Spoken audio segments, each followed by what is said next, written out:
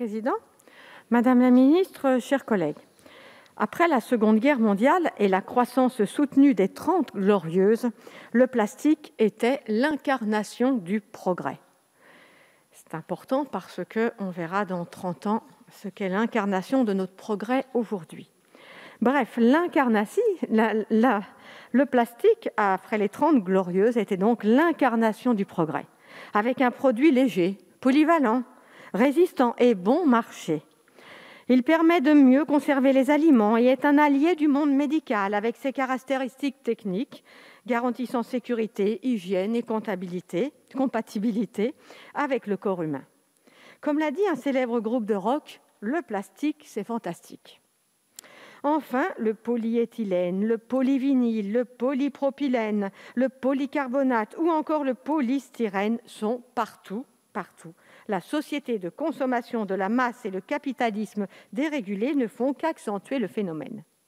Plastique jetable, plastique à usage unique et sur emballage détruisent nos paysages et notre biodiversité. Du microplastique jusqu'au supercontinent de déchets présent dans presque tous les océans.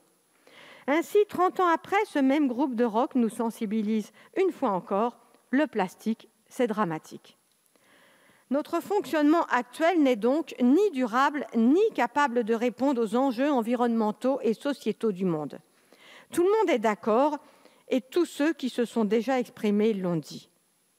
La priorité absolue doit donc être la réduction du volume global de nos déchets, plastique en particulier, puis dans un second temps, le réemploi et l'amélioration du tri. Malgré toutes les alternatives proposées ou en cours de développement sur des plastiques végétaux ou biodégradables, le meilleur déchet est celui qu'on ne produit pas. Le triptyque de l'économie circulaire, c'est d'abord réduire, puis réutiliser et enfin recycler. Fort de l'expérience ultramarine, notre groupe souhaite mener une guerre totale contre la pollution plastique.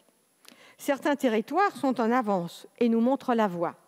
Je pense ainsi à la Nouvelle-Calédonie, qui a élu 2 de mes collègues, Philippe Gomès et Philippe Dunoyer. Cette île du Pacifique a adopté en janvier 2019 une loi visant à bannir l'ensemble des produits plastiques jetables d'ici 2022. Si nos concitoyens ultramarins peuvent le faire, nous aussi. Ainsi, nous avions porté lors de la loi pour une économie circulaire de nombreuses propositions dont certaines furent adoptées, en particulier sur le bon fonctionnement des filières REP, avec l'ouverture des données et l'interdiction des emballages plastiques pour les journaux et magazines. Dans une initiative transpartisane, nous avions fait voter l'interdiction de mise sur le marché de produits contenant intentionnellement du microplastique. Encore faudrait-il que la loi soit appliquée.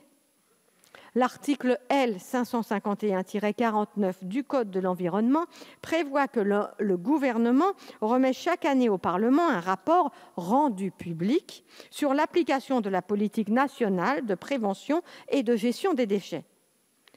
Celui-ci doit notamment porter sur les interventions administratives en matière de transfert transfrontalier des déchets. Or, selon les services de l'Assemblée nationale, ce rapport, prévu au moins depuis 1992, n'a jamais été remis. Enfin, nous ne pouvons que soutenir le point numéro 2 de cette proposition de résolution. Depuis plusieurs années, en effet, notre président Jean-Christophe Lagarde porte des amendements pour une taxation incitative et punitive pour l'incorporation de plastique recyclé, afin de compenser les prix bas de la matière vierge. Malheureusement, ils ont toujours été rejetés.